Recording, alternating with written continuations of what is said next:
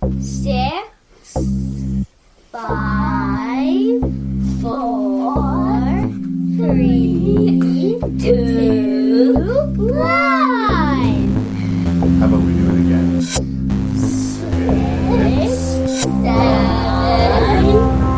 4, 3, 2, 1. I think I farted. Okay, let's try one more I time. definitely. Ready?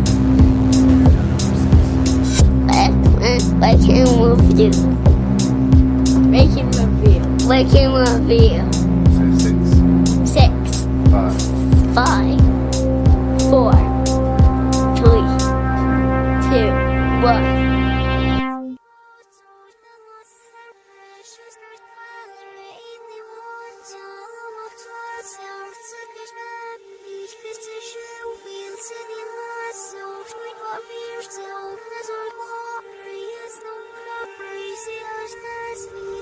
Happy Holidays 2019, and thank you for tuning in to another hard-hitting episode of Rank and Review, where returning guest Ashley Pachkowski is here to help me talk about 6 horror-themed Christmas movies.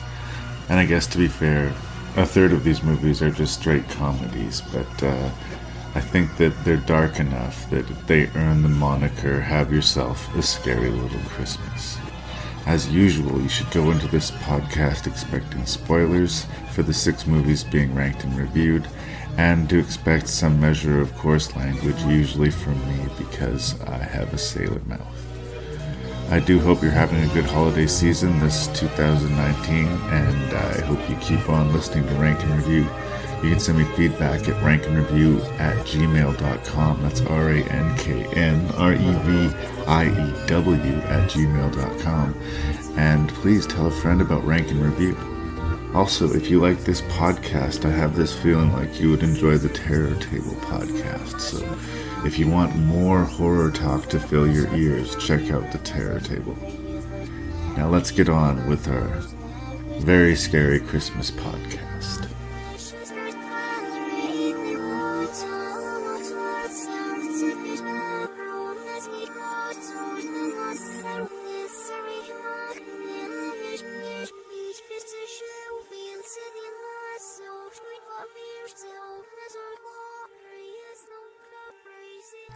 Merry early Christmas to Ashley Pachkowski, returning once again to Rank and Review. It's so nice to see your face. Merry Christmas, Larry. I should say it's Ashley Jurgens now. Oh, I apologize. See, no even worries, when I no get worries. your name right, I get your name wrong. It's easier to pronounce now, anyway. Yeah, like even I can't After you mess up. finally mastered it. Yeah, I can't mess up Jurgens, can I? Ashley Jurgens, I will make that fix. I apologize. Okay. No worries, no worries.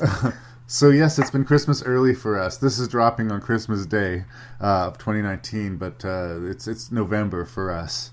But I don't know about how quickly you watch these together. I've watched these in about the last 10 days, roughly. Yeah, week and a half or so. Yeah. So I don't know. It's a weird mixed bag of movies. We're doing like Have Yourself a Scary Little Christmas 2, and we have 2 comedies and 4 horror movies. But well, I guess A little bit of overlap. yeah, there's a little bit of mixing and mashing in the bunch. So Christmas horror. I kind of bullied you into this because I needed somebody to do this holiday themed episode. And I was happy to jump on it because I need a deadline to do things. There you go. It worked out. Here we sit. What do you think about the idea? Almost all comedies and all horror movies about Christmas usually subvert it to some level. It's as much about taking the piss out of Christmas as celebrating it. I grew up kind of like crazy, like excited about Christmas. Like I would get ridiculously charged about it. But as I got older, I just sort of, it transferred onto my children. You just get another angle on it, I guess. Yeah. But what do you think of Christmas horror or Christmas comedy? Good taste, bad taste? I think largely good taste. I think Christmas falls around the winter solstice, the long dark nights of the year when we're supposed to sit around our campfires and be vigilant and keep each other a little bit scared, telling horror stories. And I think that it's really quite a natural fit to juxtapose that with the bright, screamingly lighted, specifically the corporate view of Christmas, with where it's all Santa Claus and candy canes. Yeah. Well, and even when I was a little kid, like I watched those old like Rankin stop motion Christmas specials all the time, you know, like Rudolph and Frosty the Snowman, all that were really weird and dark. I always liked the Alastair Sims version of Scrooge. It was like a family tradition in our house to watch that at Christmas time. And that's a ghost story. It's got some scary shit in it. So for me, like, that's kind of always been a part of my Christmas entertainment. It's always been a little bent. It's always been a little effed. I'm not going to say that I'm in love with all of these movies, but I think they had a leg up just for being what they are. So I'm on board. Yeah. Is there anything else you want to say by way of introduction before I list the movies we're going to review? And No. I think I'm not here often, but I have been here, so you guys kind of know me a little bit, and we can jump in. Just fun fact for you and for our listeners, just because of the Skype memory here. The last time we did this was almost exactly a year ago. I was noticing that. It was the 18th, and it's like the 22nd or something today. So, like, almost a year exactly. Ooh. Once again, Merry Christmas. Let's do this. The films we'll be reviewing this episode will be The Christmas Horror Story, Scrooged, Santa's Sleigh, Bad Santa, Silent Night, and Krampus.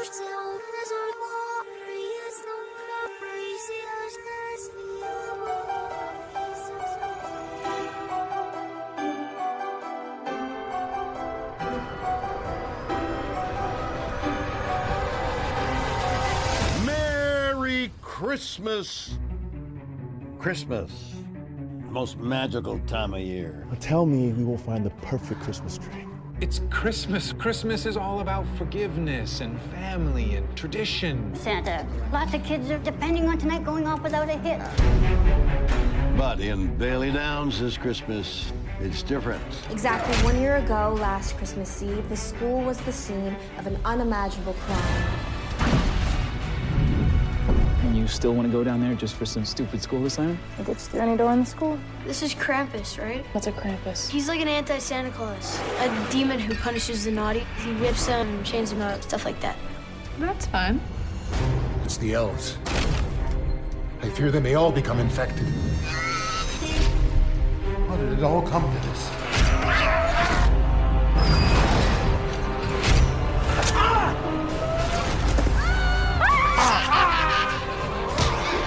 We're trapped down here, and there's a psychopath on the loose.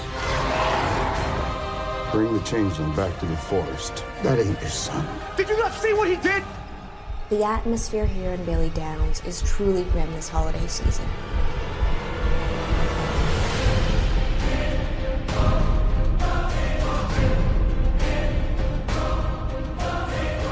It's the war on Christmas.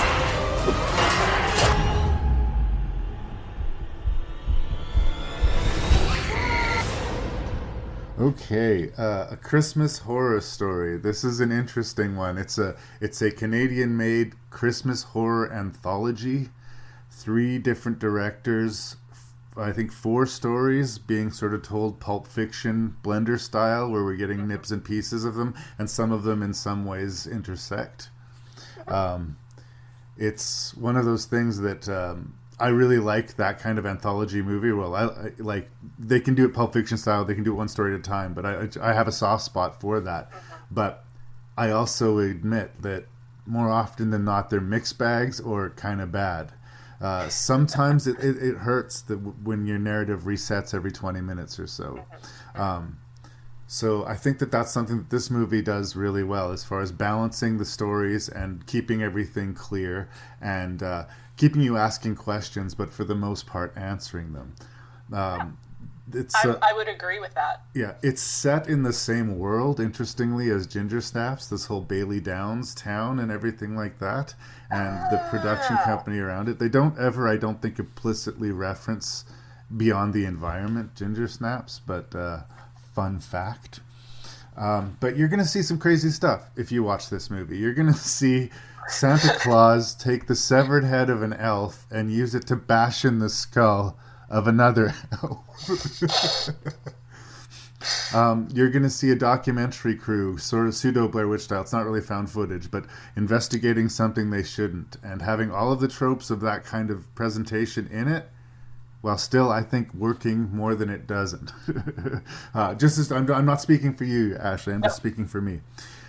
We have a story about a doppelganger, the story of the Mad Santa, and we have the story of a family and Krampus, encountering this Krampus monster. I think I've covered most everything. And it's all tied in a nice little bow with the Shat himself. Bill Shatner playing a radio DJ. Who just, again, he's not really spinning the stories, but he's the right man for the job. But isn't he the right man for almost any job? Recently, he was given like the Order of Canada or something, like Mr. Shatner is immortal. And he's sort of a comic relief story, but they also do something really clever, I think, with that character too that we can get into. But I've been going on and on about the movie, but what do you think? Where do you land on a Christmas Horror Story? Is it an anthology mixed bag, or does it pull it off? It's I mean, every box of chocolates, every Christmas you get the pot of gold, you pass it around, and there's the one you don't like, but the rest of them are pretty good, and that's how I feel about this. Oh yeah? Felt about this movie. Specifically, I felt that the narrative with Santa in the North Pole was in such a different world than the other three movies, right. That it probably would have stood well on its own if this were one where it were cut with as three separate films where we watch one thing and the next thing and the next thing. But jumping back and forth, the tone was so off from everything else that we were watching that it really threw me every time. Well, I kind of partially agree and disagree with you. I asked myself the same question when I was first watching the movie, that like this one is apart from the other ones. This was in a completely fantasy realm, and it doesn't interact with the other characters. It doesn't even take place in Bailey Downs, other than Krampus, in quotation marks, showing up again. There's like really no tether to the other stories until we get the payoff. Once we get the payoff, which I genuinely fell for, like it answered the question of why this story is so outside of things, because we're not seeing the reality of the situation, as it turns out, with the twist of the movie. And so it was one of those things that while it was happening, I was unsure about it, but because it paid off, all was forgiven for me. And also, that segment has the most crazy violence in it. That's like where it's the most wet. I mean, I hate to sound like such a horror dude, but like the whole thing with the elves swearing and cussing and getting blood sprayed in their faces and going psycho, it was amusing. You're right, though. Tonally completely different and like not at all scary. I think one of the things that kind of impressed me is like the doppelganger story in particular, and some of the scenes with the kids locked in the high school basement were actually genuinely scary. Like they had their moments, and I was expecting it maybe to be a sort of lighter, goofier affair, like a lot of these Christmas things tend to be. But there's not a lot of aw shucks to this Christmas Horror Story. It lives up to the name on the box in that way. The doppelganger story is quite subversive at some points too, like the whole idea of the father trying to redeem himself but the kid's actually really bad, the whole creepy as hell scene with the kid watching his mom in the shower and crawling under the covers with her in bed, like uncomfortable horror. And again, like it belongs within the movie, like this all starts with the family going to fetch a Christmas tree, but like cutting back and forth in these interweaving stories, like yikes. Do you have a favorite? Well, you said that the elves were your least favorite, I guess, but did you have a standard? And like mostly because of its context and not fitting in with the rest, I would say I probably did find also the doppelganger story the most chilling. Right. Like small kids. Anytime you do creepy stuff with little kids, that's gonna get me. Yeah. And I thought that the high schoolers going into the college to investigate was very well done, very chilling. Reminded me of some Japanese horrors that I've watched for your show before. Right. Just in tone and in those jump scares getting me. Yeah, well, it was that one in a way had the most familiar pieces to me, like documentary crew headed by a female, and she's kind of difficult. Blair Witch, right? Two guys and a girl. It was hard not to think of it, but it's not as implicitly found footage of that. But as far as her being kind of bossy and getting them into this situation, and the situation being really bad. But it's just a pet peeve that she had to be really shitty about it. It's so common in that kind of story where the center of the documentary, for whatever reason, is really difficult and hard to like. And it's a pet peeve of mine. One of the first things we see in that story, where they have the footage of the police going through the crime scene, and that body drops from the ceiling for no reason, and it's supposed to be like a found genuine footage moment, and there's actually like a musical sting and a scream when the body falls. That one little moment sort of said, like, you guys don't understand the principle of found footage at all, right? But it was one little moment. It bugged me. I let it go. Yeah, but then the kids' performances in that section specifically were so strong that I forgave a lot.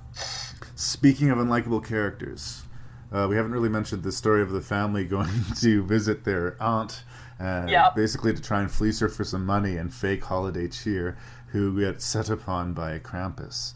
I think we didn't get to it because, for me, it's the least interesting and most kind of straightforward of all of the stories. It does attempt a good payoff, but it just didn't hit the same level that the other ones did for me. Yeah. The final twist on that one did give me a very good chuckle, right. a gleeful ginger snaps kind of joy in the final girl turning that situation at the end. Well, the weird darkness of the movie does have that ginger snappy DNA to it, and I say that in a very complimentary way. I also want to go back to the Shat, Mr. Shatner himself.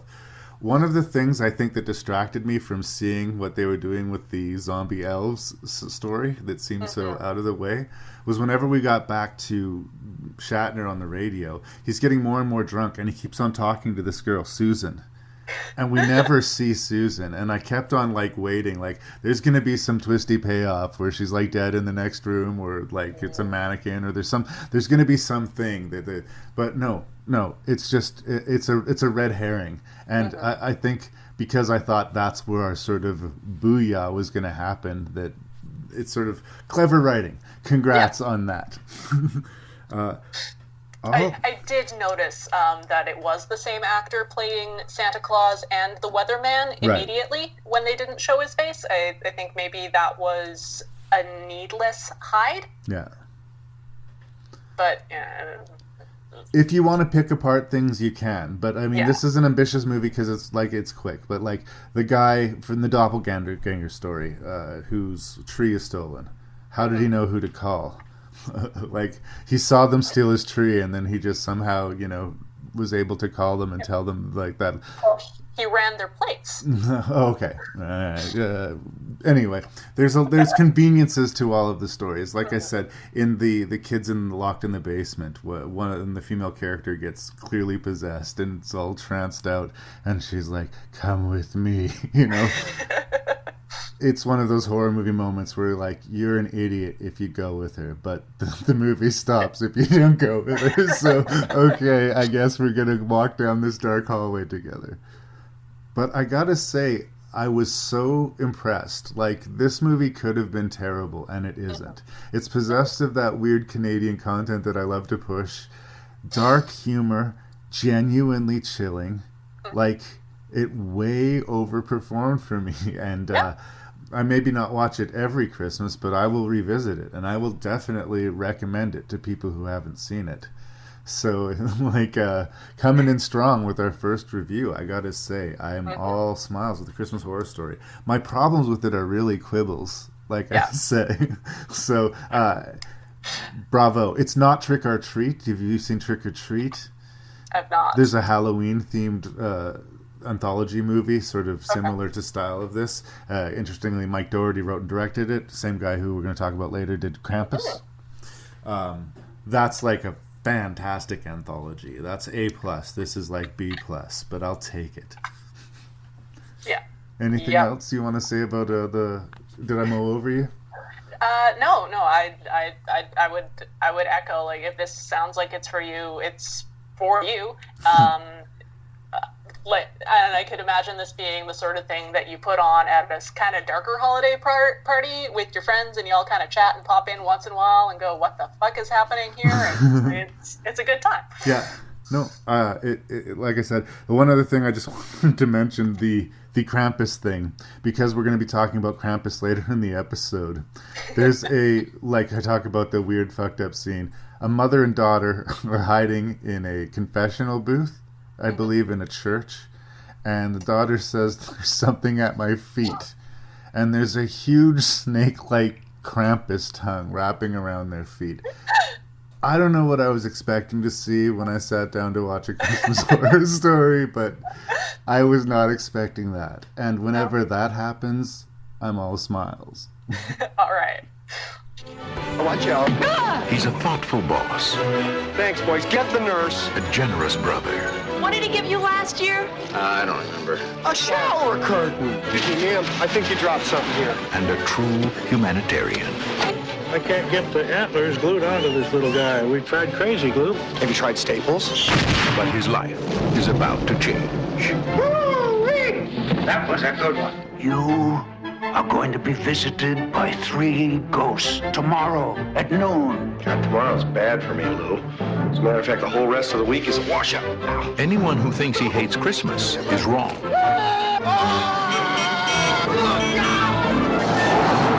Come back to Jersey, you moron! It's ghosts he hates. I love that bit! I'm the ghost of Christmas present. Bill Murray. Karen Allen. It sounded like you'd seen a ghost. A ghost? John Forsythe. Bobcat Goldthwait. Hey! You glad to see me, or is this a shotgun in your pocket? You know this one? Everybody knows this one. Let's go now. Yeah, does everybody know this one? Carol Kane. Robert Mitchum. I really care! David Johansen.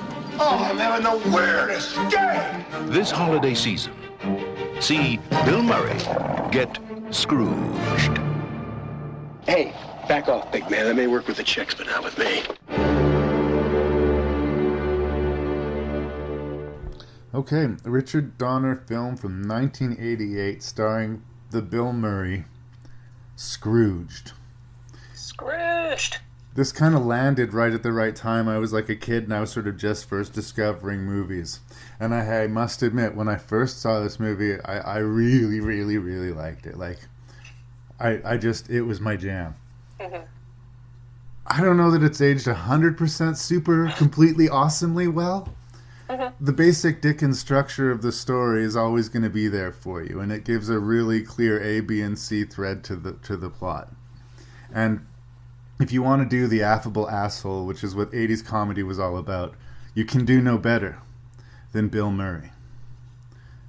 But since I was a kid, I was an English major, and since, I actually did my due diligence and actually broke down and read Christmas Carol. I think I put for me anyway, again, I don't want to speak for you, put a figure on where they missed this, or just slightly for me.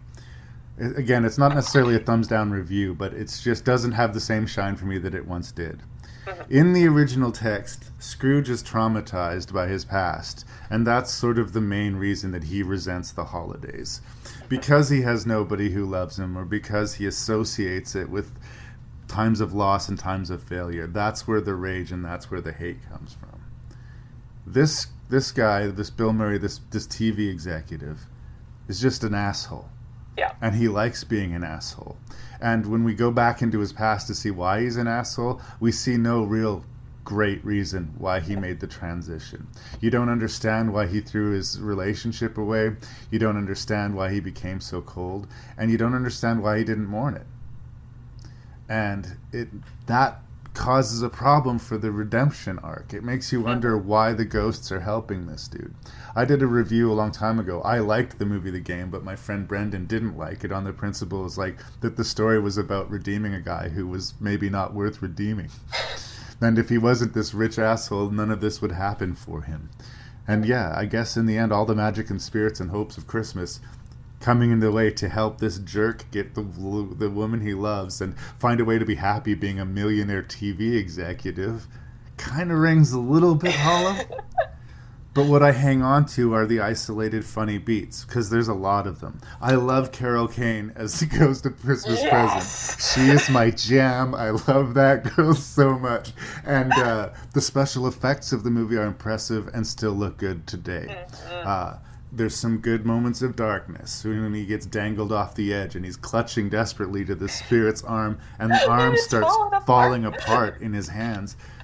Really great moments. So really it went from like an enthusiastically positive review when I was 13 or whatever to it's a mixed bag in today. So that's my screed on Scrooge. I hope it wasn't sacred to you and I didn't just hurt your feelings. No, I had never seen Scrooged until today when I watched it for the podcast. Nice. So coming at it with, fresh 2019 eyes, the corporate culture is terrifying, and but as a telling of the Christmas Carol story in a universe where a Christmas Carol is referenced constantly, it's all right. Right.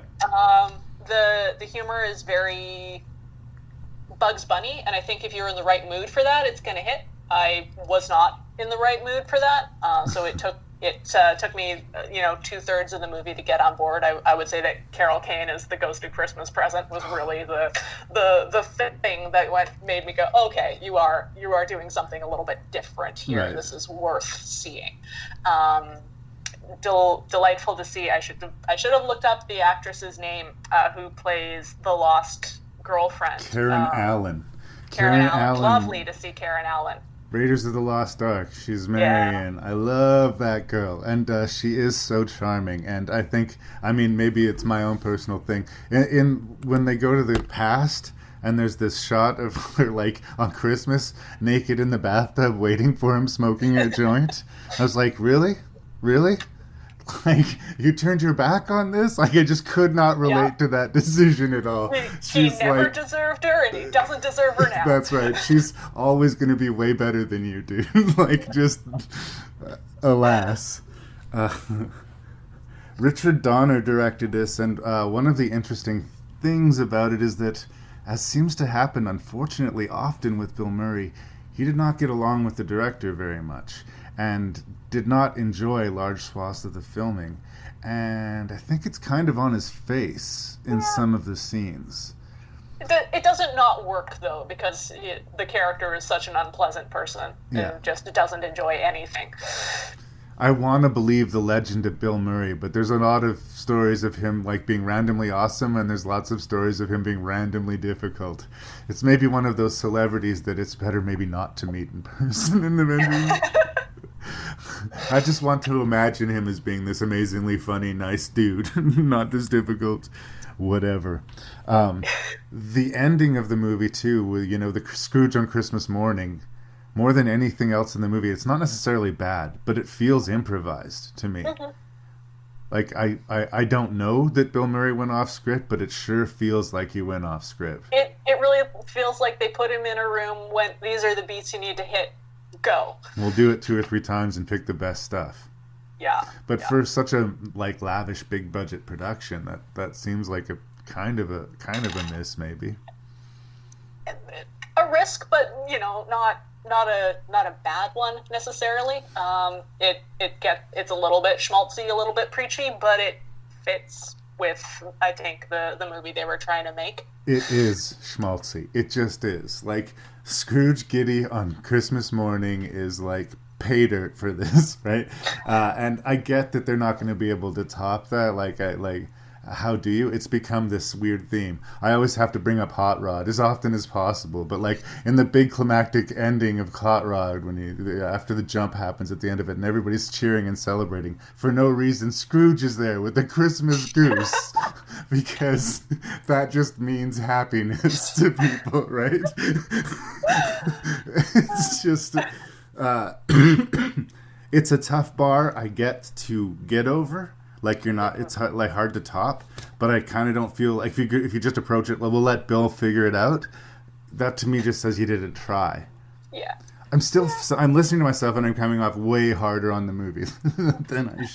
But I think, like, of all the movies we watched, this is the one that had all of the resources behind it. So it does, sort of ask for a more critical eye. Yeah. You had Bill Murray at probably the height of his theatrical pull. You had experienced directors and set people, and the cast is strong throughout. Any problem with the movie is a script level problem, and that or a not using your script level problem. And when you have those kinds of resources, we as people who watch a lot of movies are going to notice.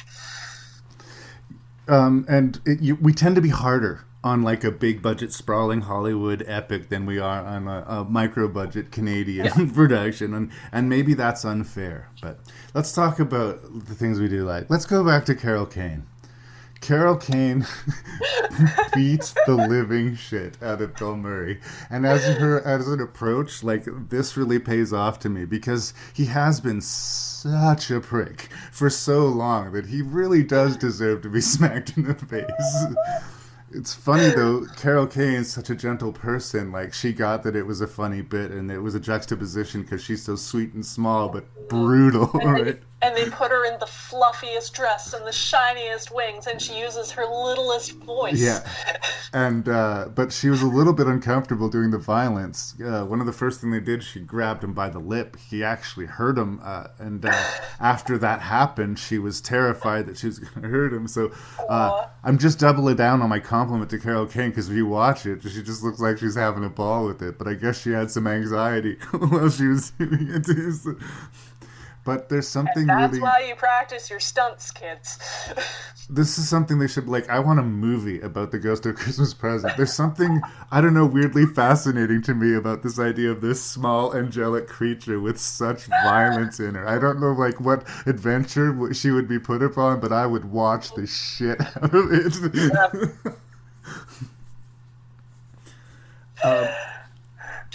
Okay, the Ghost of Christmas Future, not a lot of personality to it, but fairly cool visual realization. Well done. Well done in that way. Like the bait and switch where he sees the one for his show and freaks out first is good. Yeah. I have a little bit of an issue with the whose funeral is this scene. What show is he live producing for television on Christmas? His network is producing a live television production of A Christmas Carol. Mm-hmm. And it's happening to him. So, I mean, initially maybe he thinks he's having a nervous breakdown, but by this point, like, he's taking the ride. Yeah. He fucking knows whose funeral this is, right? And like, if he'd played it that way, he could even keep the line and play it that way, but it really did seem to be like he didn't understand this. Mm-hmm. And I think that you could compound the horror of the scene. He's like, I don't want to go to my funeral. You can't take me to the funeral. Like, you'll have to drag me there. And like, maybe people muse what it would be like if there's an afterlife, to be like a ghost at the back of the room in your funeral. But like, it just seems horrible. It just seems like a horrible, horrible thing to me. I think if I was a ghost, I might skip out on the funeral. Yeah. Well, I certainly wouldn't grab my coffin and, get my spirit cremated along with my body. Yeah. And like Murray really tries to sell it. I think he's good in this scene. I just think that on a script level, that was another thing where they kind of missed the essence of the original thing. And by making them do the live TV show of A Christmas Carol, they set up that he knows that the Christmas Carol is a thing, and that, this is not just inexplicable. And setting up that he was, a kid who was raised by television. There's no way he hasn't seen Christmas Carol 1,000 times because it's on every year in some form or other. Got a weird Cable Guy vibe off of that sequence. I feel like Ben Stiller watched Scrooged and thought, hey, that's an interesting idea. Let's make a whole movie about that. I guess I'll say, like, I'm being way too hard on the movie. It's fine. It's totally something that you can watch with the family at Christmas time. It's inoffensive. It doesn't suck, but it's not fantastic either. It's Scrooged, man. Look, it didn't have an uphill battle to fight. So that it's not fantastic is its own fault. So there. Is that good enough for Scrooged? That works for me. Grandpa, I want the truth about Christmas. If it's the truth you want, then it's the scary truth you're gonna have. According to the Book of Claus, Santa, Satan's only son, lost a bet and was forced to spread Christmas cheer. But now, all bets are off. Santa? Yes, there is a Santa Claus.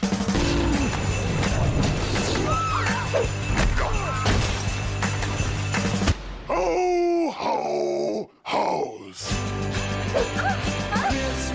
Santa Claus is not a myth or a legend. He's real. Only he's not bearing gifts and presents anymore. Christmas can sure scare the dickens out of people. He's scary yet educational. I'm just trying to spread a little Yuletide fear. Are you saying Santa is offing everyone who's naughty and nice? Nicholas shot him! You shot Santa? Run away! Santa's on the loose! This holiday season, Ho, ho, ho.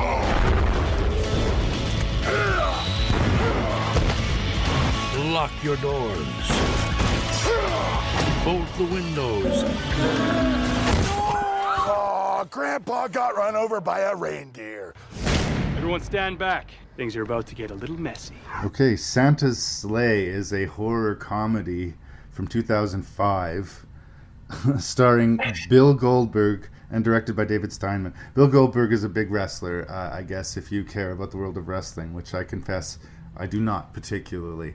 I'm sure that there's some moves he used or some references that he made that if I was into that world would have been awesome. But I just have to look at it as, he's an eccentric character. He's a killer Santa. Yeah. Premise. Santa lost a bet with this evil Santa loses a bet with this angel, this Christmas angel figure, but in a curling match. Very uniquely Canadian origin story. And because he lost, he had to be good for like 1,000 years or whatever it was. Yeah. And he had to like suck it up and be good to kids and give presents and like be the source of joy in the world. And the time is fucking up. Yeah. So here he shows up to this completely awful, corrupt town full of really, really terrible, just a tapestry of terrible. And this is sort of familiar with especially the Christmas comedy. We're going to talk about it again when we talk about Bad Santa, where like they really put the screws to the false niceties and get to like the nitty gritty harsh that lives underneath it all. It also makes them safer victims in a way because we don't like them as much. We don't care so much when they go down. It's a B movie. It's obviously low budget. It's got a few faces in it, actually. There's a whole barrage of celebrity cameos at the beginning of the movie who all get killed off. I have to confess to having a guilty pleasure response to it, okay? I get that it's not good necessarily. I get that not all the performances are there, and I get that it does have maybe a higher percentage of sleaze to it than I'd like, but compared to another slasher movie we're going to talk about, this is fucking genius. And because it has a sense of humor, and because, as I've said before in the podcast, it knows what it is, I just accepted it, and I smiled, and I shrugged, and there sat Santa's Sleigh. It reminds me a little bit of you and I reviewing Snakes on a Plane, or was it Snakes on a Plane? No, it was the Plane of the Living Dead, or Flight of the Living Flight Dead. of the Living Flight Dead. of the Living Dead. Sorry, but you can see why I would confuse that with Snakes on a Plane. Yeah. Flight of the Living Dead. In that, yeah, it's stupid, it's cheap, and it's ridiculous, and in that it delivers all that it promised. So, such is my faint praise for Santa's sleigh. But, I mean, if you're saying thumbs up or thumbs down, I will give it a guilty thumbs up. Are we still friends? I'll see your guilty thumbs up and raise you a legitimate thumbs up. Nice. I fucking loved this. This is my goddamn bag. This movie is low budget and solid concept and knows what it is and goes for it and is unapologetic. The performances are, middling to really good. The stunts are innovative, and I didn't feel like I'd ever seen Santa tear down a strip house before. And I had a shit-eating grin from the beginning through the end. This was great. This pleases me. I don't know. I guess I felt a little bit more of the sleaze, like the town mayor and the town priest, and like pretty much everybody except for Emily DeRaven, I think her name is. She was in Lost, and Lost was in its second season at the time. She didn't need to be in this movie. She had to want to be in this movie. So points to her. I spend my off season in Hawaii, but in my downtime, I'm gonna go shoot some movie in the winter of Canada. So, atta girl.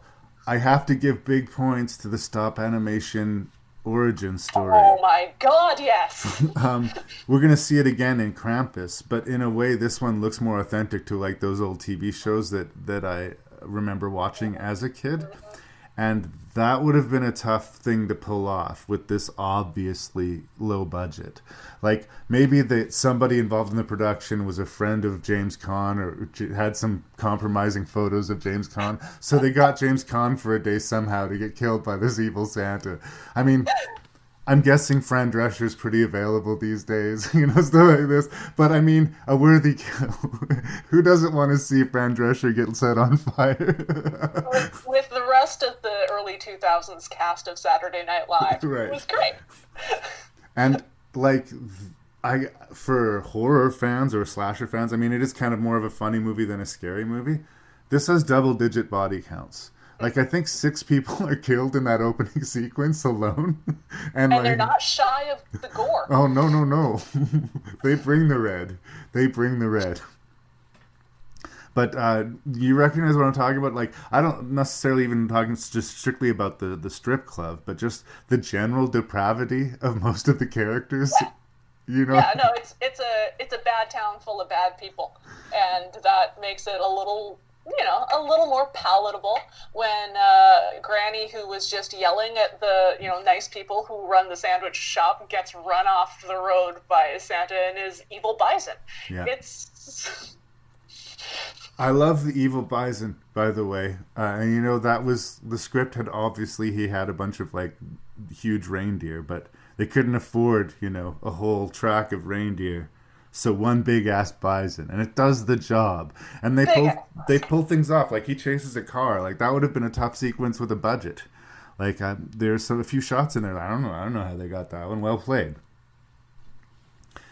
Bill Goldberg as an actor.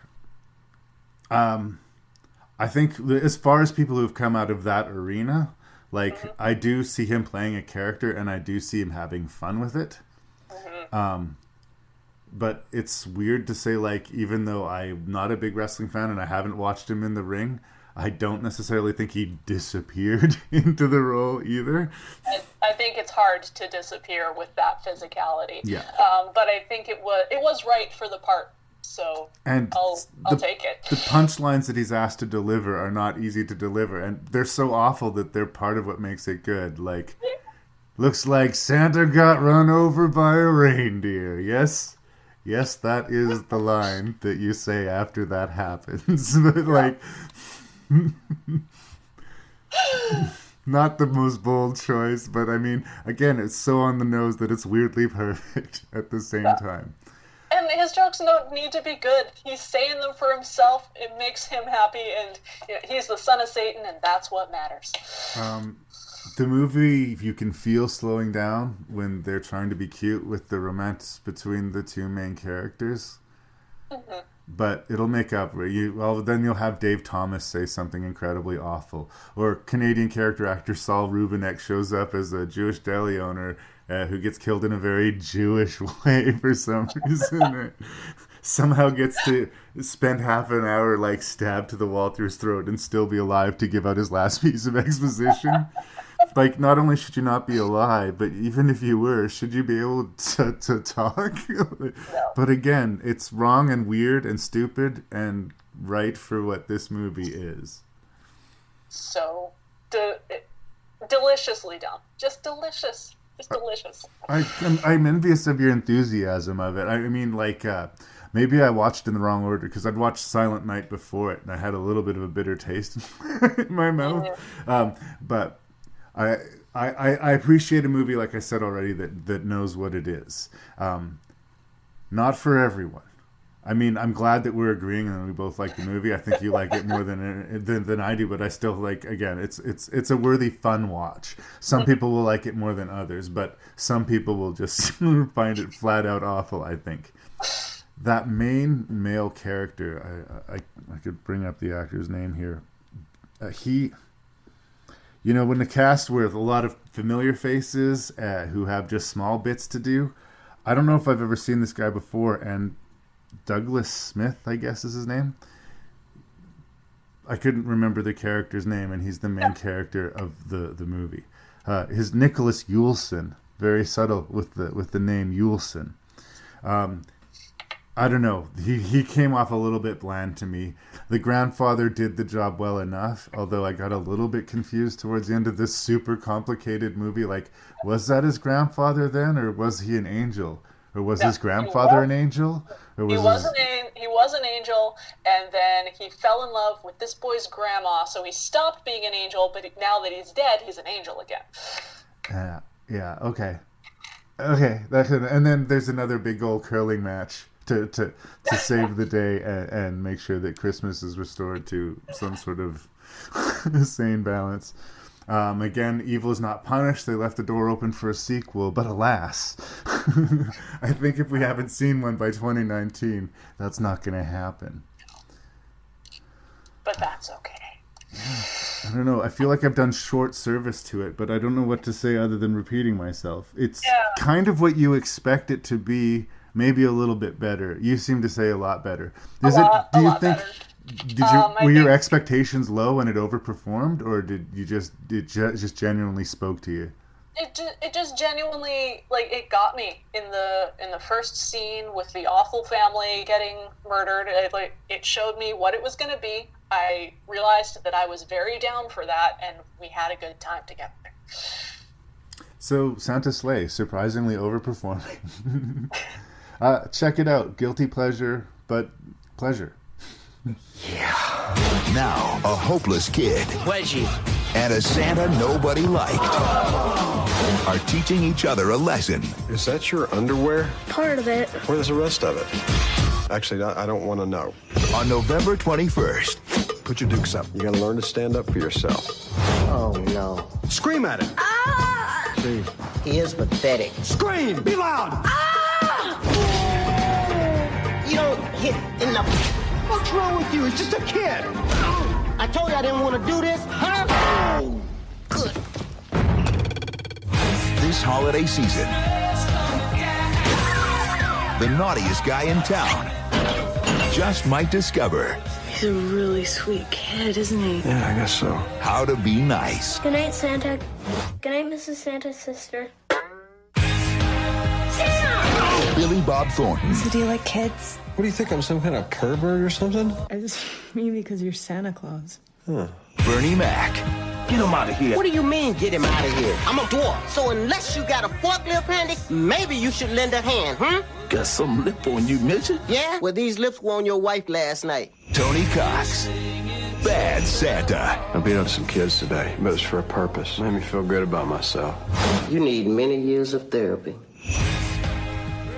Okay, so Bad Santa 2003, directed by Terry Zwigoff. he made this famous documentary called Crumb about Robert Crumb, and an interesting comic book adaptation with a very young Scarlett Johansson called Ghost World.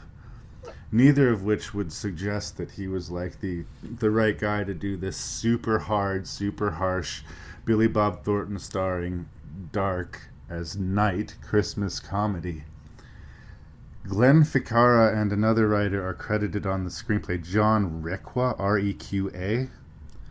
But here's some Coen Brothers lore for you. The original pitch was brought to these people by the Coen Brothers, and they had a story outline about this bad Santa, which marked the beats throughout the story.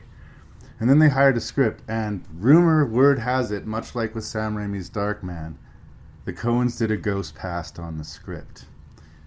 I invite you to take another look at some of those scenes where Bernie Mac is catching shoplifters, or some of the banter between the elf and his girlfriend, and think of some of the Coen Brothers dialogue. It's not executed, I don't think, the way the Coens would execute it, but I feel Coen Brothers' fingerprints all over this thing. It was almost maybe they pawned it off on someone else because it was a lark of an idea and they had to go off and make No Country for Old Men or something like that, but they wanted somebody to make this movie. It is crazy. It is crazy, subversive, really ugly. It gives us a protagonist that takes a real long time to warm up to, and just continually hits you with like shocking, vulgar content. The movie is Bad Santa. It delivers on its promise. We have Lauren Graham playing a girl who's obsessed sexually with Santa Claus. We have the last film performance from John Ritter, which I think is actually quietly nuanced and actually quite hilarious. Just how uncomfortable he is makes me laugh. I don't know, usually he would be the guy making other people uncomfortable, and there's something about seeing him like do this old granny face that really worked for me. This is one of those movies that shouldn't have worked. It was a big box office hit. They made a sequel of it like almost 10 years later, but apparently it was terrible. I didn't watch it because I kind of feel like this is one of those things that could only work once. This is lightning in a bottle here. I do surprise myself by saying that like it does work. I do think it is genuinely funny, but I also get, much like I said with Santa's Sleigh, how you watch this movie on the wrong day, if it hits you wrong, it's not going to hit you a little wrong. It's going to hit you a lot wrong. I think Billy Bob Thornton is a bold actor. I think he was the right guy for the part. And I laugh. I'm maybe not always proud of myself for laughing, but I laugh. Any movie that ends with the LA police gunning down a running Santa Claus in front of a bunch of children is okay in my books. But I know that I have a pretty specific taste, and I'm sympathetic that Bad Santa is hard cheese. So how do you feel about Bad Santa? I had never watched. This is another one that I had not seen. Right. I don't think I'd seen any of these actually. But I remember when it came out. I remember the trailers. I remember all the marketing, and I knew that movie was not for me, and I stand by my opinion. Okay. I won't say that it's not working or that it's bad. I see a lot of sort of just things that aren't for me. Just things that aren't for me. I feel like it wasn't actually as vulgar as I was expecting it to be. Lauren Graham is adorable and just too good. Just too good. My favorite parts were always when he was being chewed out by his boss, who sort of runs the scheme of, he's the elf, you're the Santa, we go to the malls and we do things. They pose as these people so that they can rob the place. Yeah. They're not full of Christmas spirit. The problem is that Billy Bob Thornton is such a hopeless drunk that he can barely walk in a straight line, let alone execute the plan. His buddy, who ends up betraying him, spoilers to the you understand why he would make that decision. Absolutely. Like, Billy Bob is a liability. Well, here's why I think, because I'm utterly sympathetic to your position, Ashley, but I do think that the movie somehow pulls this off and works for me in spite of its ugliness, in spite of, like, Billy Bob literally pissing himself in a Santa Claus outfit. Like, they go full on, like, not pretty alcoholic on this. The movie somehow has a tiny, tiny, tiny heart packaged in this amazing looking kid named Thurman Merman.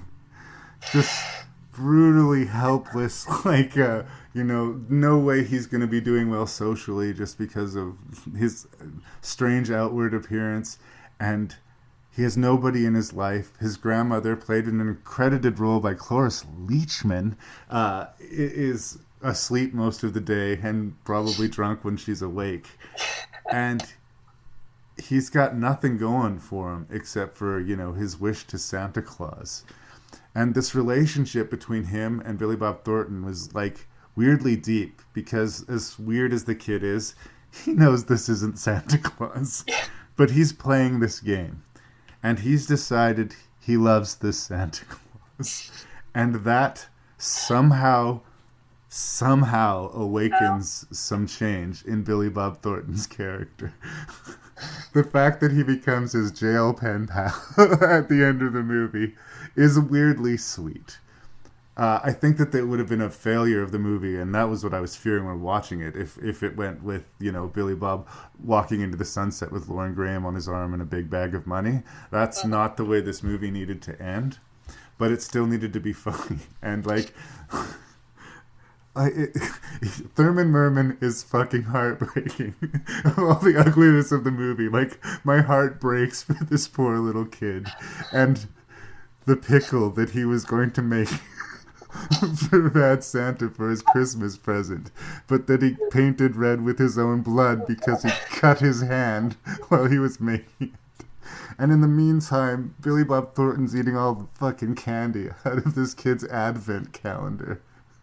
And replacing it with Advil. It's so, like, unflinchingly ugly, and it shouldn't be funny. Like, I'm a bad person, but God help me, I laughed. Bernie Mac, the late great Bernie Mac, plays the mall security guard who involves himself into the scheme. And that's when things get sort of weirdly, surprisingly. The movie does kind of turn bloody in the third act. I'm not sure where the movie was going, but I wasn't necessarily expecting it to get, there. But I don't know. With Bernie Mac's character is just sort of worming his way in there, trying to get his bite of the pie. But like I say, I'm sympathetic to his buddy betraying him. But that full turn from charming elf guy to, like, cold, evil at times. Great role. That actor's name, sorry. Oh my God. This is Tony Cox. There's a lot of range in that character. Yeah, and he is the highlight of the movie. Oh yeah, I think he's great because he gets to do things that we want to do. He gets to punch Billy Bob Thornton in the balls, and he gets to call him on his shit. You really probably shouldn't be digging in your ass. Like, just the montages of kids, like, drooling snot all over, sneezing into his face, and, like, I can see how being a mall Santa could be the worst. Like, it's a good thing that you only have to do it for, like, 3 or 4 weeks a year, because otherwise these guys would go totally postal. Yeah. I don't know. I'm tempted to say guilty pleasure, but I'm not even entirely guilty about it. I've never seen a comedy like this. It's got, in the spirit of the movie, I'll say it's got. I'll use a crass term and say it's got kind of balls. Like, it is not an easy, comedy. It makes decisions and it commits. Yeah. I will give it that. It is for people who like their comedy dark. Like, I can't really emphasize how dark this movie is. But that's that is to my taste. Like, Danny DeVito's early comedies, the Throw Mama from the Train or The War of the Roses, are both, like, incredibly dark movies. but I find them hilarious. So I think the way you were saying that Santa's sleigh kind of surprised you by hitting you in the sweet spot, I could have been offended by this movie on the wrong day. Maybe I saw it on the right one, but yeah, guilty thumbs up from me. Sorry. I won't fault you that. It just didn't push my right dark comedy buttons. Fair enough. Let's not fight. It's Christmas.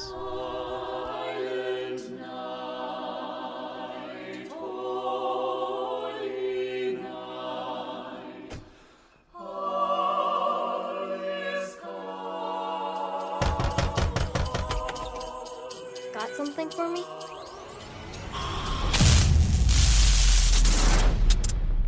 Let me tell you about Christmas. It ain't all candy canes and pretty lights. I heard this story. This fella dressed as Santa. He said about killing them that was naughty. Creep. Every year, a new town. Everyone knows that story. It's an urban legend. It ain't.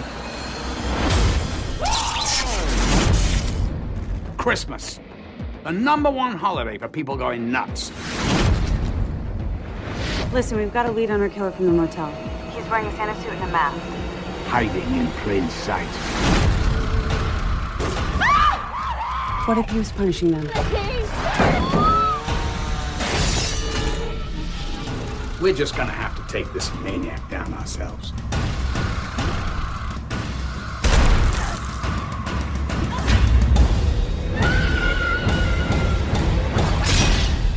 Christmas Eve is the scariest damn night of the year.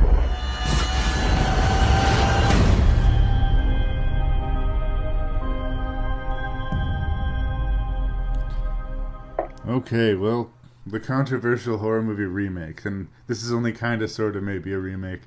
There was a really controversial movie from the 80s about a killer Santa Claus. A bunch of, moms got really upset about it and picketed it and tried to brew up a storm, and all they did was just free promotion for the movie. Yeah. A movie that probably would have come and gone in a blip. People had to go see, and it was terrible. So I guess it was true to form in the remake that they made it, I think, kind of terrible remake, but I'll start with some nice things they'll say about it. It was shot in Winnipeg. I like Winnipeg. I know some people in Winnipeg, and they need work too, and I like Canadian-made films, so yay, Winnipeg. There's some interesting people in the cast. I like Malcolm McDowell in other movies. Don't like him a lot in this movie, but I like him in a lot of other movies. Does not fit in this world. Jamie King, I believe, was already in a not-so-great horror remake called My Bloody Valentine, and I have a guilty crush on Ellen Wong because she played Knives Chow in Scott Pilgrim versus the World, and that's like one of the most charming characters ever. Like, that character and Carol Kane's Ghost of Christmas Past should do like a Thelma and Louise road trip together or some If I'm wrong, you can tell me. But just adorable violence all across. So there's some stuff that I like about it, and I can get behind a slasher movie, and I can even get behind a somewhat dark, heavy, mean-spirited slasher movie. Mm-hmm. But there's something where we've seen it, we've already talked about with Santa's Sleigh, like characters that are just awful so that we don't care that they die, or just this dark sort of sinister edge. Because it's a holiday, we're not going to go just a little bit ugly, we're going to go super ugly. Everybody's either in the porn business or is like lusting after a child, or like there's just something awful about everybody. Not really anyone to cheer for except for Jamie King, who's kind of got a bland character in this police officer who's got a legacy. Her dad was a police officer, and he apparently in the past stopped a crazy Santa, so now it is her charge to once again face it. But it's joyless to me. Like, I had no fun with it. I usually prefer this kind of movie to have fun. It doesn't have to be full-on cartoonish goofy as Santa's Sleigh approached it, but like, you're doing a killer Santa Claus movie,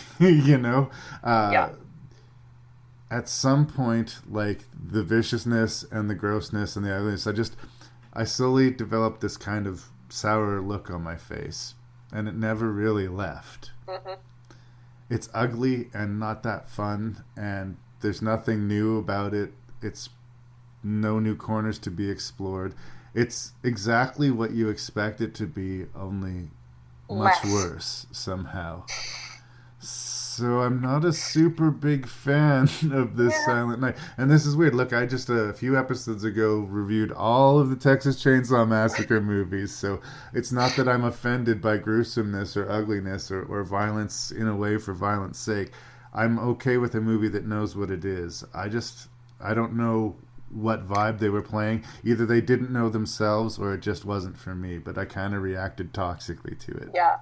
No, I would agree.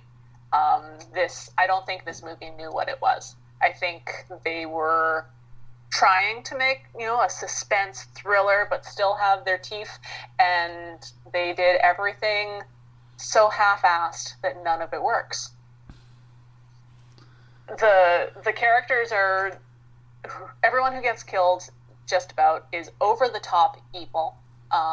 Some people who get killed are just going about their days doing their jobs. So there's no real motive to this serial killer, which is, I think, part of why the police station has such a hard time choosing which Santa to arrest. Yeah, they have 3 options for their crazy Santa. And I assume they're trying to do a little bit of a Fargo thing with their, young female cop figuring things out, but she's so bland. She's so bland. And she has, they try to give her a little bit of character depth. Oh, Christmas is a hard time of year for her, but they hang on to the reasons why for far too long. And by the time they get to it, I just don't care. You don't care. I agree. And the 2 red herring Santa Clauses are A, very obviously red herring Santa Clauses, and B, not credible. There's no reason for the Donald Logue character to be that much of an asshole that much of the time. And that creepy, pervy Santa Claus who's like joyfully pulling a gun on a cop who he doesn't believe has the guts to shoot him. This... I get that we're not necessarily living in the real world, but this is not credible at any point. No. And I gotta say, Malcolm McDowell falls almost a full letter grade for me. I made excuses for him, especially in the second Rob Zombie's Halloween and his involvement in the Rob Zombie world, because he's buddies with Rob Zombie, and I bet you Rob Zombie's fun to hang out with, and I bet you those sets would be interesting. And a lot of people do like those movies, I just don't. This is awful, and he had to know it was awful. He doesn't care about it. It's on his face that he doesn't care about it. This guy's an amazing actor. He could have looked at it as a challenge. Maybe he said, okay, this is a bad movie, but I am going to fucking sweep the floor with this. I'm going to be the only thing that anyone remembers about this movie. I am Malcolm goddamn McDowell, and I am going to give you your money's worth. The character is terrible. The execution is terrible. I don't like what he does. I don't like what he says. I don't care when he dies. Yeah. and it's the same with all the characters. It's okay if you have a character where their execution is terrible and their decisions are terrible, but it can't be everyone. The only person who made a good decision in this whole movie was the mayor's older daughter, who's making out with this boy in their guest house and thinks that he's done a thing to scare her, and that turns her off, and she is done with him. That this is the end of this relationship. Goodbye. And that was the only time I wanted someone to live, because she made a good decision in that moment. Oh, but she was way too lascivious and sexually active to make it through the movie, I'm afraid. I was glad that Knives Chow lived through the movie. I guess that was one small saving grace. I think I was going with the movie and I'm going to give it a chance. I think it was, I didn't mind the slaughter sequence in the strip club in Santa's sleigh, but that porn shoot that he takes out, That was rough. And he chases that girl, like, basically naked to a Winnipeg winter street, and then cuts her leg off in a completely cartoonish, unrealistic way. And the movie before this has been trying to be weird, and then direct cuts to trying to do the super traumatizing, graphic, and at the same time talking about Fargo-esque wood chipper kill. And it goes on for fucking ever. It's still happening. I think it's still happening, Ashley. But all I can think is this poor girl is out in the winter freezing to death. What are you assholes doing to this actor? For Silent fucking Night, she did this. It's like, probably some poor hopeful Canadian actress that thought this is going to be the thing. Yeah. This is going to be her gateway to Hollywood. My heart goes out to her, like committing to a bit, that cannot be easy to do. And I get that other slasher movies have done sequences similar to this, but there's something about how it's handled. There's something... It's joyless. Yeah. The film doesn't care. The film is very perfunctory about these people getting killed, so we're not, they're not that bad, so I'm not happy to see them die, and it's not creative or exciting in how it does it. Am I supposed to be thrilled by this? Am I supposed to be traumatized by this? Am I supposed to be bemused by this? Do they know? I don't think they... I hope that they don't. Because if they know what they're trying to do and not doing it, that's so sad. Yeah. There was about a 2-minute segment of the movie, and yes, it's the first 2 minutes where I thought, maybe we got something here. When we first see him cut that weird slit mask in half to cover the top half of his face that's not covered by the beard, it looks kind of creepy. Some sort of splits the difference between Alice, Sweet Alice, that old 70s slasher, and Killer Santa. And then he goes downstairs and it looks like he's going to kill a dude, but instead he electrocutes him with Christmas lights. And it's kind of fun and kind of graphic, and you're like, well, maybe we got something. And right away, the movie just goes out of its way to just no. It's not going to happen that way for you. I can and have made excuses for cheesy slasher movies. And if you're a fan of cheesy slasher movies and it hits you on the right day, maybe this will work for you. But I'm saying, as a man who does like cheesy slasher movies, this is not... It's not even the worst. If it was the worst of them, I could say mark it on your calendar. There'll never be a worse slasher movie than this. But it's not even that. No. It doesn't deserve the time we're spending on it, Ashley. This was, for me, spoilers, the big lump of coal of this one. My only comfort was that we'd be able to talk about this and make that time worthwhile. Revenge. I don't know if I've missed anything, but I'm trying to forget the movies. Is there anything else you want to say? And to keep in mind, it's low budget and Canadian, and we're giving it all of the forgiveness that we can, and it's just still unforgivable. Yay, Winnipeg. Or that line from The Simpsons. All right, kids, back to Winnipeg. If you'd like to watch a good horror movie shot in Winnipeg, I invite you to check out The Divide, or the surprisingly well done Chucky remake. What was it? The Curse of Chucky? Yeah, The Curse of Chucky. Not as much The Cult of Chucky, but Curse of Chucky. Winnipeg made fairly quality slasher movie. Just saying. All right. If you're looking for a slasher movie made in Winnipeg that isn't Silent Night. See, it's edutainment. We're entertained and we learn. It's the weirdest thing. There's no cars, no people. How long can this keep up?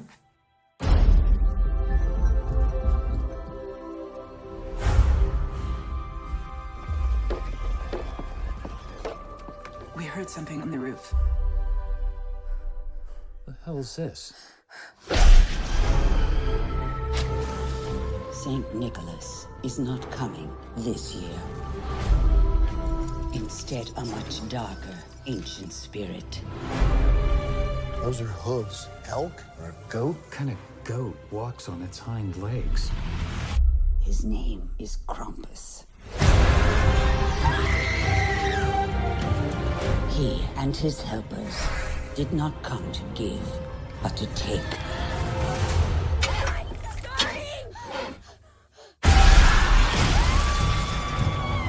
Everybody, hold on to each other.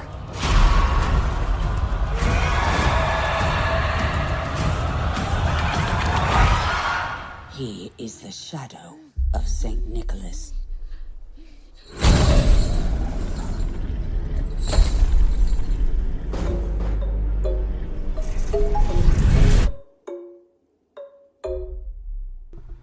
All right. Can I proposition? That sounds weird. Can I proposition you? I have a proposition for you. This isn't, I love Toni Collette in a kind of more than friends way. I really just think Toni Collette is the bee's knees. And I especially love Toni Collette when she does horror movies. And she did this surprisingly, I thought, entertaining remake of Fright Night. She did Hereditary recently. She was amazing in The Sixth Sense, I think. It's like she just breaks my heart in that movie. And she does this Krampus movie. I think there should be like a Toni Collette horror film festival we should set up somewhere so I can mix my love with Toni Collette and my love of the horror genre, because she's been pretty dependable for me. I'm coming out of the gate admitting I'm a fan of Krampus. Same writer-director did this Trick or Treat Halloween anthology movie. And this Krampus movie feels like it's like one of those stories from that movie expanded to a feature length. There's pluses and minuses to expanding one of those stories to feature length, but for the most part, I'm 100% on board. We have a really great, funny cast. Like I said, I love Toni Collette. I like David Koechner a lot. What was her name? The woman who's in the new Fargo TV series. Me and my brain. I'm going to get to it in just a second.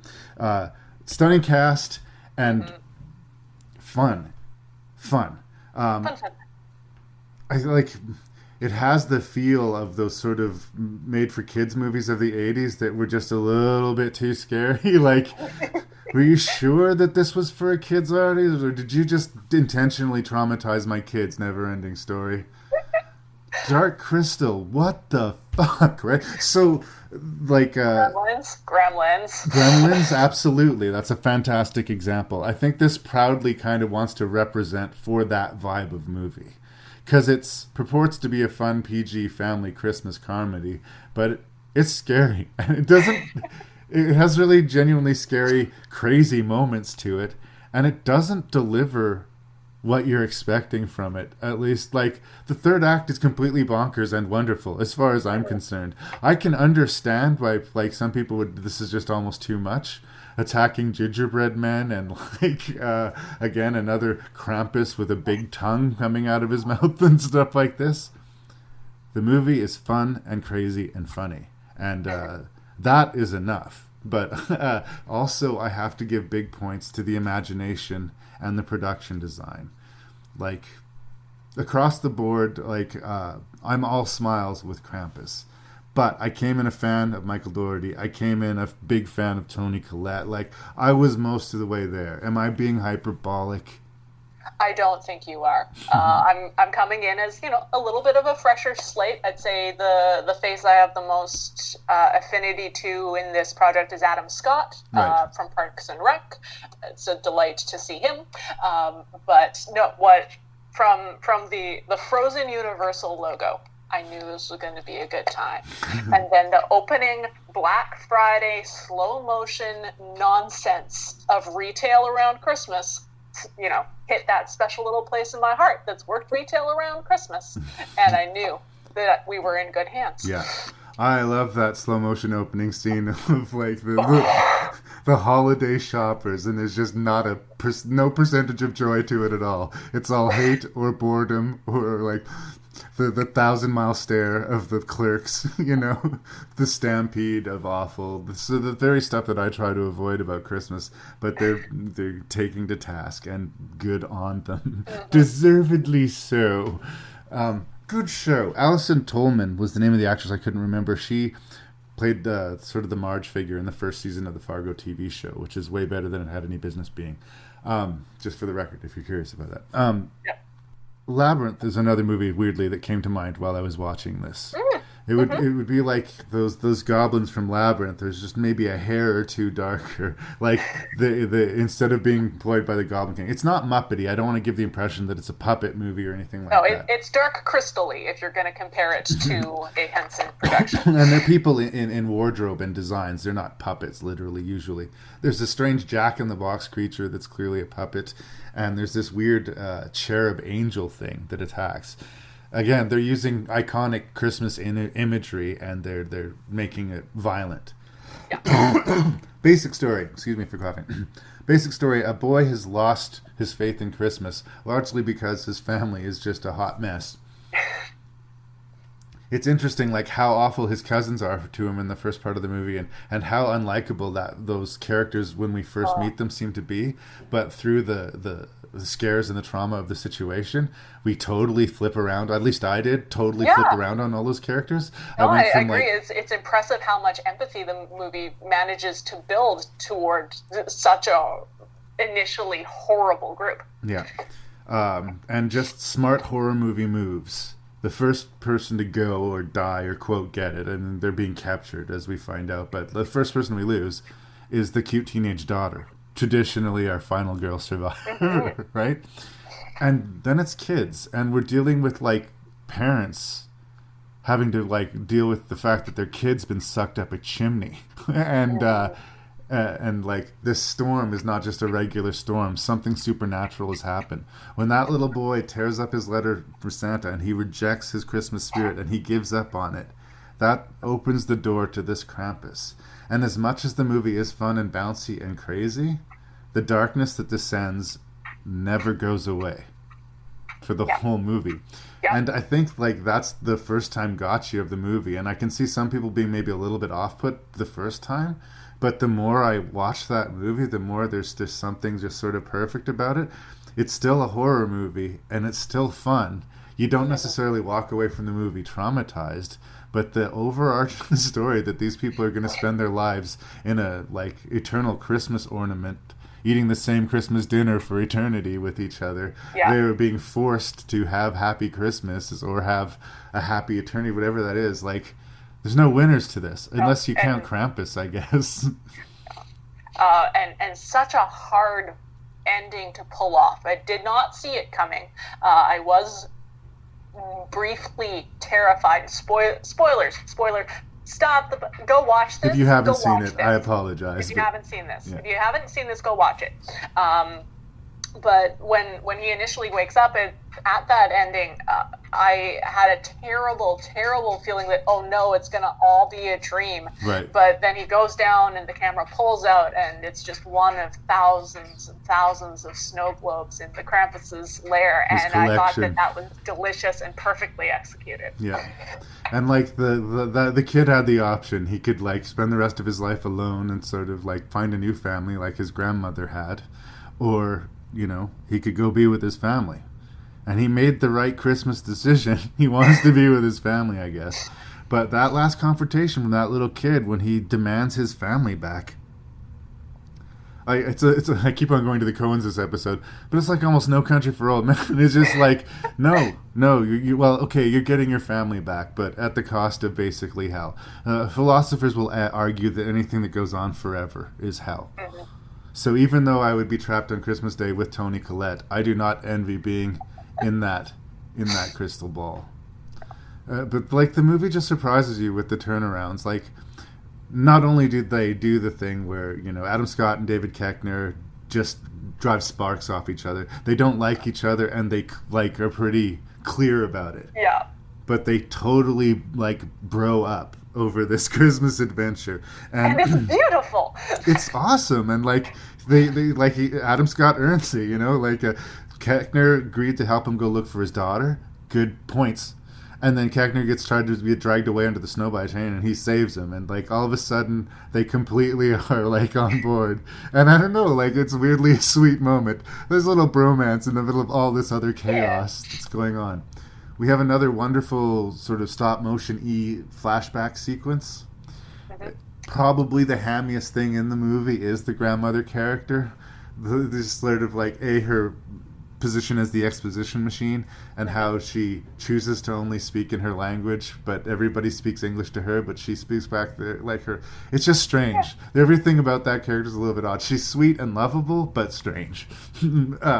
But yeah, she tells this story about why she takes Christmas so carefully, and why she's obsessed with them keeping the fire up, and they don't listen to her, and that costs them. Like, you know, if you know that they're going to come through the chimney, maybe don't just say keep the fire up. Maybe be a little more specific. Yeah. I think once the magical winter has descended, it was already time to be, you know, forthcoming, at least with your own family, if not with their in-laws. Regular surprises. The twin cousins that go upstairs together because you know, let's not be stupid in horror movies to use the bathroom, and get lured up into the attic by the voice of their cousin. We don't see what happens, but Mom's running up the stairs to save the day, and no, she kicks open the door and her child's feet are disappearing into the mouth of this demonic clown thing, and like. How horrifying and traumatizing. Like, as a parent, like, she's broken for the rest of the movie, understandably, but she also has another kid who's missing and another daughter to protect. And I love that they give her an opportunity to sort of, like, Sigourney Weaver up, and she has this sort of kick-ass moment where she at least takes temporary revenge for all the trauma that she has went through. The gingerbread cookie scene shouldn't work. But it works. It's a man being attacked by a half a dozen gingerbread cookies. They're firing a nail gun at him. And it's absurd. The movie's bonkers. And I've come to realize I really appreciate movies that are bonkers. Like, you haven't seen anything like this before. Like, you really haven't.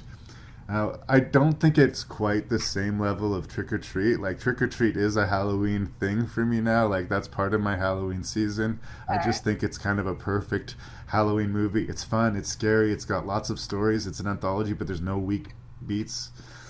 Like I said, if there's a weak beat at the beginning of the movie, by the time you get to the end of the movie, you understand the beginning. And so, like, it pays off. I guess at the beginning of the review I said that this feels like an expanded version of that, and in that way I found it successful. Unfortunately, neither Trick or Treat nor Krampus were particularly successful films, but I want me more Mike Dougherty. I like where his head's at, I like his imagination, I like the production design, I like that it managed. It's a fun family feeling movie, but has real darkness to it. Like, balancing that crazy and that darkness and the funny, it not easily done. I don't not think. At all. Like, a lot of balls in the air. So I guess I like Krampus. Is there anything else you want to say? I feel like we're doing short service. if you want that, like, it almost gave me the Home Alone feeling, the very family, the very Christmassy, but a little bit dark and really quite funny. Watch this movie, guys. Watch this movie.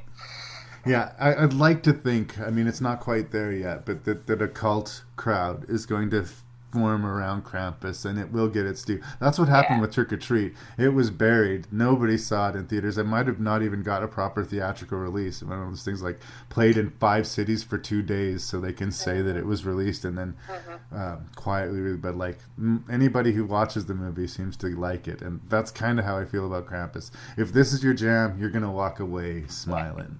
and it's not a hard jam to taste. Agreed.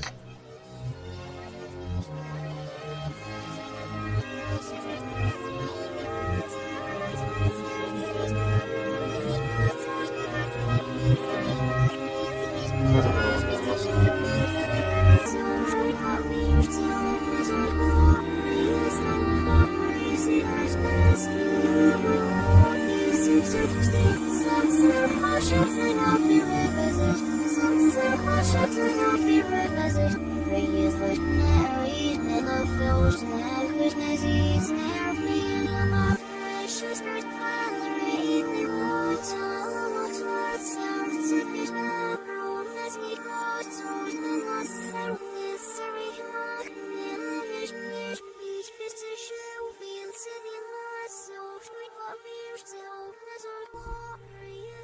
The spirits did it all in one night, Ashley. They did it all in one night. God bless us, everyone. I always love in the original, well, for me, the original Christmas Carol with Alistair Sim, when he sees the little boy out the window and tells him to go to the butcher shop and get the biggest turkey out of the window, and the kid says, Walker.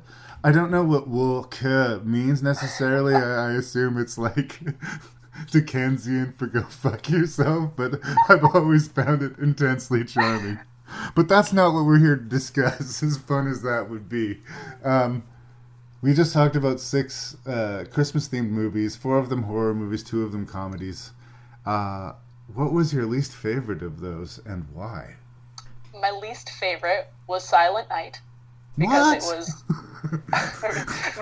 spoilers. It was unoriginal and joyless. And if you want to see a police procedural about a little town and a girl who figures out what's going on, watch Fargo. There you go. At number 5, I have Bad Santa. I can't fault the making of the movie. I can't fault anything about it. It's just not for me. I knew that going in, and it proved me right. If it's for you, that's fantastic. I congratulate you on your, higher tolerance for ugliness. And it's just not my particular flavor of dark humor. At number 4, I put Scrooged. Okay. I have nothing bad to say about it. I just don't have anything supremely good to say either. It is what it is. It's a take on a Christmas story. It does some interesting things. It makes some, missteps, and it's got too much behind it in terms of, budget, especially in terms of budget, for me to give it a lot of passes. So it lands, in the middle. At number 3, I have Christmas Horror Story. It ranks high because it's doing interesting things. The interplay of the individual stories, for the most part, works for me. And I think on a second watch, probably the discord of the one would even it out a lot. The performances are really quite strong, and it hit my jump scares, and it hit my creep factor in a way that I found just the right amount of satisfying. At number 2, I have Santa's Sleigh. Wow. What a just a banger. Fun from beginning to end, top to bottom, knows exactly what it's doing, and it looks like it was a lot of fun to make, and sometimes that doesn't make for a good movie, but in this case, I thought that it did. Right. And at number 1, unsurprisingly, I have Krampus. It's just a beautiful amalgamation of the darkness of the winter and the beauty of the Christmas season and the terror of your family and the terror of the cold, and just committing to the concept, with strong performances throughout, beautifully shot, beautifully made, and needs the cult to form around it still, but I think that day will come, and I will be there. Also, Toni Collette's awesome. And Adam Scott is fantastic. There we go. See, we both found stuff to like in that one. Well, I guess you're not going to be surprised when I say we have quite different lists, but different as they might be, I think we're going to still part company friendly. But let's start off agreeing. Silent Night is clearly the worst movie of this list. And frankly, I mean, I would never say this and mean it, but I would have been disappointed if you had it not like that.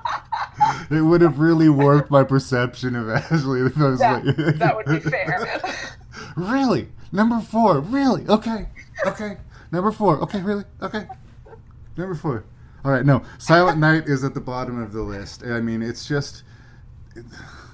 It's not so bad it's good. It's just so bad it's forgettable. It has better actors in it at times than it deserves, but there's just the ugliness to it. Like you say, the joyless. Joyless is the right word. Now here's where you get a little bit mad. No, Ashley. No. I put Santa's Sleigh in 5th place.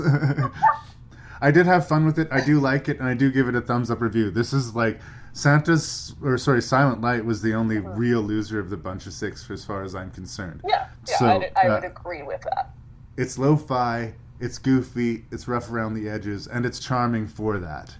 But I just like, I think it right movie, right day. It just hit you better than it hit me. I found it fun and charming, and it is what it is, and it is that way well. Again, we talked about that Flight of the Living Dead movie. It was what it was. Santa's Sleigh is what it is. If that's what you're in the mood for, it's going to deliver exactly what you expect it to.